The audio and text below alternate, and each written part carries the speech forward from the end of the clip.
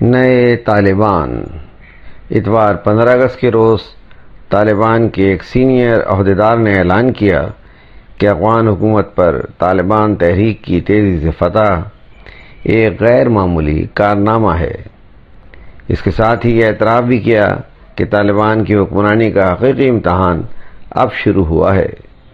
اب جب کہ ہم نے اقتدار حاصل کر لیا ہے، ہم نے جو فتح حاصل کی ہے، دنیا نے دیکھا ہے کہ ہمارے سامنے ملک کے تمام بڑے بڑے شہروں نے ایک ہفتے کے اندر ہمارے آگے گھٹنے ٹیک دیے یا گرتے چلے گئے۔ یہ فتح اور کامیابی ہماری توقع سے بھی تیز تھی، اس کا دنیا میں کوئی مقابلہ نہیں۔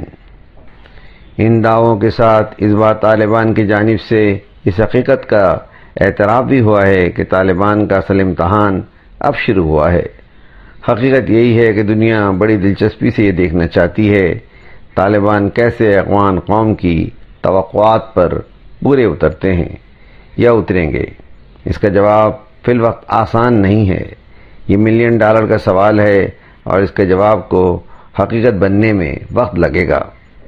کیا طالبان اپنی قوم کے مسائل کو حل کرنے، ان کی خدمت کرنے میں کامیاب ہوں گے؟ کیا وہ اپنی قوم کی مختلف مذہبی لسانی اکائیوں کو جوڑ کر اپنے اقتدار کو مستحکم کر پائیں گے؟ حقیقت یہی ہے، اگر طالبان اپنی عوام کی خدمت میں کامیاب ہو جاتے ہیں، جس کے لیے افغانستان میں درسگاہوں اور یونیورسٹیوں کا قیام ضروری ہے، صحت کے ادارے بنانے کے ساتھ معیشت کو بہتر بنانے کے لیے سنجیدہ اقدامات کرنے ہوں گے۔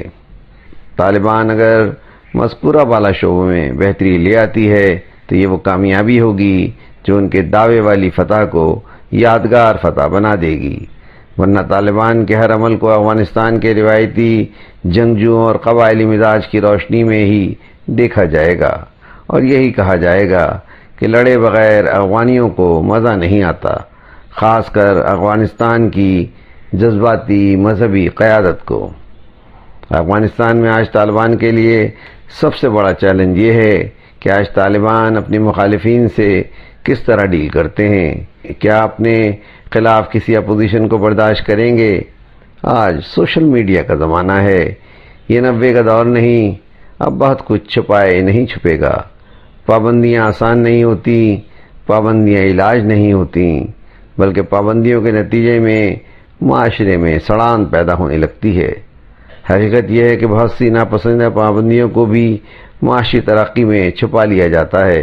اگر افغانستان میں معاشی ترقی کا آغاز ہو جاتا ہے تو معاشی ترقی وقار کا سبب بنتی ہے، جس کی بہترین مثال چائنا ہے۔ ون پارٹی جبریہ حکومت کے باوجود آج چائنا کی ترقی اس کے وقار کو آنچ نہیں آنے دیتی۔ طالبان کا سب سے اہم چیلنج امن و امان کا مسئلہ ہے، جس کے بغیر معیشت بھی بہتر نہیں ہو سکتی۔ ایسے میں وہ امن و امان کیسے قائم کرتے ہیں، اہم سوال ہے۔ اندرونی امن کے ساتھ اس کے تعلقات خارجی سطح پر کیسے رہتے ہیں؟ افغانستان کی سرحدیں ایک جانب تاجکستان، ازبکستان اور ترکمانستان کے علاوہ ایران اور پاکستان سے ملتی ہیں۔ ایران اور پاکستان کے علاوہ باقی تینوں ملکوں کے حوالے سے روس نے طالبان کو خبردار کیا ہے کہ روس ان ممالک میں افغانستان سے داخل ہونے والے عسکریت پسندوں کا مقابلہ کرے گا۔ یہ سب کچھ وہ ان موجودہ معاہدوں کے مطابق کرے گا جو اس نے ان ممالک سے کر رکھے ہیں۔ ایران کے لیے بھی طالبان پسندیدہ گروہ نہیں۔ پاکستان موجودہ صورتحال میں مقمصے کا شکار ہے۔ وہ اس وقت کیا کرے؟ افغانستان کی حکومت کو اب وہ ٹرینڈ دیکھ کر چائنا، روس اور عرب ممالک کے اشارے پر ہی تسلیم کرے گا۔ طالبان کا اصل امتحان یہی ہے، انہوں نے اپنے اوپر عسکریت پسندوں کے لیبل کے بجائے امن پسندی کا لیبل سجانا ہے۔ آج وہ اپنی اس حاصل طاقت کا استعمال کیسے کرتے ہیں؟ خیال رہے کہ صرف طاقت کے آ جانے سے مسائل حل نہیں ہوتے، طاقت کے درست اور پرحکمت استعمال سے ایک دوسرے کو برداشت کرنے سے مسائل حل ہوتے ہیں۔ جاپان اور ویتنام نے امریکہ سے جنگ میں بھی بھاری نقصان اٹھایا، لیکن حیرت انگیز طور پر وہ امریکہ ہی کی مدد سے آج ان کی معیشت جدید خطوط پر ہے، پروقار انداز سے کھڑی ہے۔ اس موقع پر یہ سوچ بھی آتی ہے کہ کیا طالبان جاپان اور ویتنام کی طرح امریکہ، روس، چائنا اور ہندوستان اور یورپی ممالک سے مدد لے کر افغانستان کی نئی تاریخ رقم کر سکتے ہیں؟ کیا اپنے خطے اور افغانستان میں امن و امان کی بنیاد رکھ سکتے ہیں؟ اس کا جواب تو ہمیں جلد نہیں مل سکتا، لیکن طالبان کے چند قدم چلنے کے ساتھ ہی وہ جواب ملنے شروع ہو جائیں گے جس کے ہم سب منتظر ہیں۔ اس میں شک نہیں کہ آج کے طالبان بظاہر 90 کی دہائی کے طالبان سے مختلف نظر آ رہے ہیں۔ ان کی گفتگو کا انداز مختلف ہے۔ طالبان کی آمد کے ساتھ ہی خواتین کابل کی سڑکوں سے غائب ہیں، بازاروں میں افغانی برقعے تیزی سے فروخت ہو رہے ہیں، لیکن اس موقع پر اس چیز نے حیرت میں ڈال دیا کہ ٹی وی چینلز پر خاتون اینکرز بغیر چہرہ چھپائے افغان رہنماؤں سے انٹرویو لیتی نظر آ رہی ہیں۔ کابل کی سڑکوں پر خواتین ٹی وی رپورٹرز چہرے کے پردے کے بغیر خبریں سناتی دیکھی جا رہی ہیں۔ اس موقع پر طالبان رہنما سہیل شاہین کے مہم مختصر بیان کہ برقع نہیں صرف حجاب ضروری ہے۔ ان کے مطابق حجاب کا مقصد خواتین کی سیکورٹی ہے۔ اس موقع پر کچھ افغان خواتین نے کابل میں غیر معمولی ہمت دکھائی اور پلے کارڈز اٹھا کر خواتین کے حقوق و تحفظ کے حوالے سے مظاہرہ بھی کیا۔ یہ سب طالبان کی موجودگی میں ہوا، جسے طالبان نے خاموشی سے برداشت بھی کیا۔ آج ہم جو کچھ افغانستان میں دیکھ رہے ہیں 90 کی دہائی سے بہت مختلف ہے، جب یہاں طالبان ملا عمر کی قیادت میں قابض ہوئے تھے۔ آج یہاں مذہبی آزادی نظر آ رہی ہے۔ اہل تشیعوں کے عزاداری کی مجالس اور جلوسوں کو ویسی ہی اجازت دی گئی ہے جیسے پاکستان میں حاصل ہے۔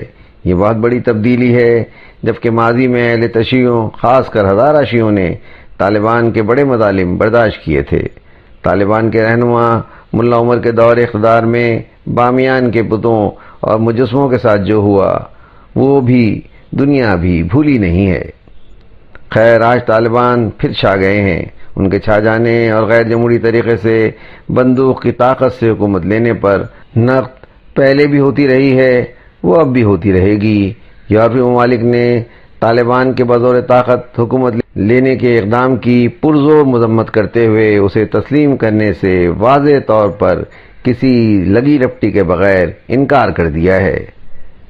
کیا طالبان اپنے رویے سے یورپی ممالک کی سخت تنقید اور مخالفت کو برداشت کرتے ہوئے ان سے اپنے تعلقات کو بہتر بنانے کی کوشش کریں گے؟ یہ بھی طالبان کے لیے ایک چیلنج ہے۔ انہیں افغانستان کو ترقی یافتہ ملک بنانے کے لیے مغربی ممالک کو نظر انداز کرنا آسان نہیں ہوگا۔ طالبان کے ذبیح اللہ مجاہد، جو اس وقت افغانستان میں طالبان کے سرکردہ لیڈر ہیں، وہ ایک دہائی سے زیادہ عرصہ گزار کر ملک واپس آئے ہیں۔ آپ نے اپنی پہلی کانفرنس میں یہ یقین دہانی کرائی ہے کہ طالبان خواتین کے حقوق کا احترام کریں گے۔ آپ نے خواتین کو کام پر واپس آنے کی ترغیب دی ہے۔ لڑکیوں کے اسکول جانے پر وہ راضی ہیں۔ ٹی وی اسٹیشن کھلے ہیں جہاں خواتین نیوز اینکرز کھلے چہرے کے ساتھ طالبان رہنماؤں سے انٹرویو لے رہی ہیں۔ کابل کی سڑکوں سے اہم خبریں دیتی بھی نظر آ رہی ہیں۔ آج طالبان ان باتوں پر ماضی کے مقابلے میں راضی ہیں۔ موجودہ صورتحال میں طالبان رہنماؤں کی پریس کانفرنس کو دیکھ کر پاکستان کے ایک سنجیدہ جرنلسٹ نے کیا خوب کہا ہے کہ طالبان نے 20 سالوں میں وہ سیکھ لیا جو پاکستان نے 70 سالوں میں نہیں سیکھا۔ طالبان کے متعلق ایسے ہی کچھ مثبت تاثر غیر ملکی میڈیا میں بھی دیکھنے کو مل رہے ہیں۔ طالبان 1994 میں ملا عمر کی قیادت میں افغانستان پر برسر اقتدار آئے تھے۔ اپنے سخت گیر موقف کے ساتھ وہ جہاں ایک حقیقت بن کر ابھرے تھے، دنیا کو اس وقت بھی ان سے سخت اختلاف تھا۔ پھر دنیا نے دیکھا جب انہوں نے القاعدہ کی حمایت کے نتیجے میں امریکہ سے جنگ مول لی اور افغانستان کی بربادی کے ساتھ اپنی حکومت امریکیوں کے ہاتھوں کھو دی۔ آج امریکہ کے چلے جانے کے بعد طالبان پھر کابل پر قابض ہیں، لیکن مختلف لگ رہے ہیں۔ انہیں اپنی غلطیوں کا احساس ہے۔ انہوں نے القاعدہ کی مدد سے نہ صرف دوری اختیار کر لی ہے بلکہ ان کی جو مدد کی اس پر نادم بھی ہیں۔ وہ اعلانیہ کہہ رہے ہیں کہ اب افغانستان کی سرزمین کسی ملک کے خلاف استعمال نہیں ہوگی۔ اس پس منظر میں آج 20 سال بعد ہم جن طالبان کو دیکھ رہے ہیں وہ اب بالکل نئے طالبان کی صورت میں ظاہر ہو رہے ہیں۔ ان میں نرمی دکھائی دے رہی ہے، گفتگو میں شائستگی نظر آ رہی ہے۔ اب یہ وقت ثابت کرے گا ان کی یہ حکمت عملی وقتی ہے یا کل وقتی۔ آج افغانستان کی تعمیر نو کے لیے انہیں دنیا کی مدد کی ضرورت ہے۔ اس مدد کے بغیر وہ کچھ نہیں کر پائیں گے۔ یہ مدد انہیں سب سے زیادہ امریکہ، چین، روس، ہندوستان اور عرب ممالک سے ہی مل سکتی ہے۔ اس پس منظر میں طالبان کی حکمت عملی ایک بڑا امتحان ہے جو پھونک پھونک کر قدم رکھنے ہی میں ہے۔ اب دنیا منتظر ہے کہ کیا طالبان کی حکومت افغانستان کے لیے سود مند ثابت ہوگی۔ ان کی پالیسیوں کے نتیجے میں افغانستان اور خطے میں امن کی نئی راہیں کھلنے میں مدد ملے گی۔ افغانستان کی سیاسی قیادت میچور نظر آ رہی ہے، نپی تلی سوچ سمجھ کر آہستہ آہستہ گفتگو کر رہی ہے، لیکن یہ قیادت عرصے سے ملک سے باہر رہی ہے۔ آج بھی گراؤنڈ پر اصل طاقت کمانڈوز کے ہاتھ میں ہے۔ اس صورتحال میں افغانستان کی آزاد سیاسی حکومت کو ایک خطرہ اپنے کمانڈوز سے مستقل صورت میں رہے گا، جن کی تربیت بالکل مختلف قبائلی انداز کی ہے۔ طالبان کی اصل سیاسی قیادت ایک دہائی سے افغانستان سے باہر ہے۔ دوحہ کی پرآسائی زندگی نے انہیں مختلف قسم کا طالبان بنا دیا ہے۔ کیا یہ مختلف طالبان افغانستان کے طاقتور کمانڈوز طالبان کو اپنی طرز کی سوچ کے ساتھ لے کر چل سکیں گے؟ یہ بہت اہم سوال ہے۔ مسلمانوں میں فوجی طاقت کو سلوٹ کرنے کا جذبہ آسانی سے پیدا ہو جاتا ہے۔ کمانڈوز کی فوجی طاقت ملک کی سیاست پر قابض ہونے یا اثر ڈالنے کی کوشش کرے گی تو اس کو میرے خیال میں طالبان کی سیاسی قیادت آسانی سے کنٹرول نہیں کر پائے گی۔ خیر، ابھی تو شروعات ہیں، آگے کیا ہوتا ہے دیکھتے ہیں، اس پر گفتگو جاری رہے گی۔ تحریر و بیان سراج الدین۔